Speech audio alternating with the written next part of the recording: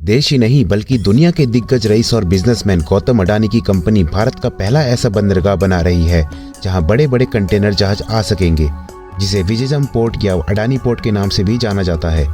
पर कई लोग इस बंदरगाह का विरोध कर रहे हैं। क्या है विरोध करने की वजह और क्या है अडानी पोर्ट? जानेंगे ऐसे कई सवालों के जवाब इस वीडियो में। नमस्कार दोस्तों, मैं सम्राट स्वागत करता हूँ आप सभी का ज्ञान वाणी में।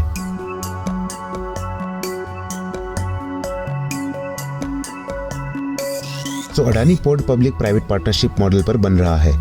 अडानी पोर्ट की लागत 7,525 करोड़ रुपए है। इस प्रोजेक्ट का 4,600 करोड़ रुपए का खर्चा केरल सरकार उठा रही है, जबकि 818 करोड़ रुपए केंद्र सरकार की ओर से दिए जाएंगे और बाकी का खर्चा अडानी ग्रुप उठाएगा। इस बंदरगाह को अडानी ग्रुप की कंपनी और केरल सरकार की विजयम इंटरनेशनल सपोर्ट लिमिटेड मिलकर बना रही है। पर इस पोर्ट से क्या फायदा होगा?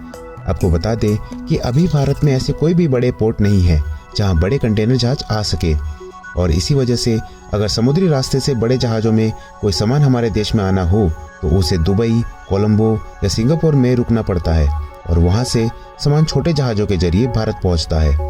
इससे भारत को नुकसान, जबकि दुबई, कोलंबो और सिंगापुर को फायदा होता है।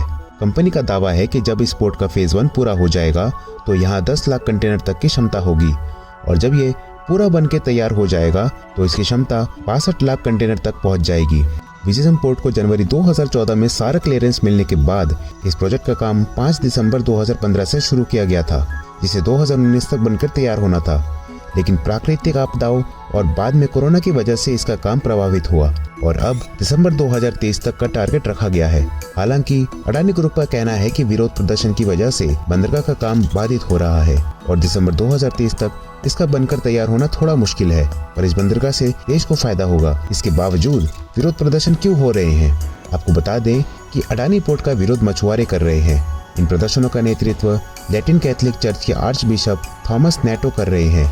विरोध प्रदर्शन करने वालों का तर्क है कि इस बंदरगाह के बनने से तटीय क्षरण होगा, जिससे उनकी आजीविका पर असर पड़ेगा। उनका कहना है कि इससे समंदर में रहने वाले मछलियां मर जाएंगी। बंदरगाह के विरोध में अक्टूबर में मछुआरों ने अपने बोटों में आग लगा दी थी। उनका कहना था, जब तट ही नहीं रहेगा तो हमारा जीवन भी नहीं बचेगा। हम अपनी आजीविका के साधन को आग लगा रहे हैं। अगर बंदरगाह बनता है तो हम अपना तट हमेशा के लिए खो देंगे। प्रदर्शनकारियों ने बंदरगाह का काम रुकवाने समेत कुछ मांगे रखी थी। उनका कहना था कि बंदरगाह का काम रोका जाए, तटीय क्षरण पर स्टडी करवाई जाए और तटीय क्षरण की वजह से जिन लोगों के घर और जमीन गई हैं उन्हें कहीं और बसाया जाए। इस पर सरकार का कहना है कि वो मछुआरों से बातचीत करने के लिए तैयार है और उनकी चिंताओं का हल करना चाहती है। केरल के बंदरगाह विभाग के अधिकारियों ने मछुआरों को भरोसा दिया है कि पोर्ट के दोनों और 20 किलोमीटर की दूरी तक पर्यावरण के सारे पहलुओं की लगातार निगरानी की जा रही है। केरल के पोर्ट मंत्री अहमद देवरकोइल का कहना है कि national institute of ocean technology और national centre of earth science studies लगातार सारे पर्यावरणीय मानकों की स्टडी कर रही है।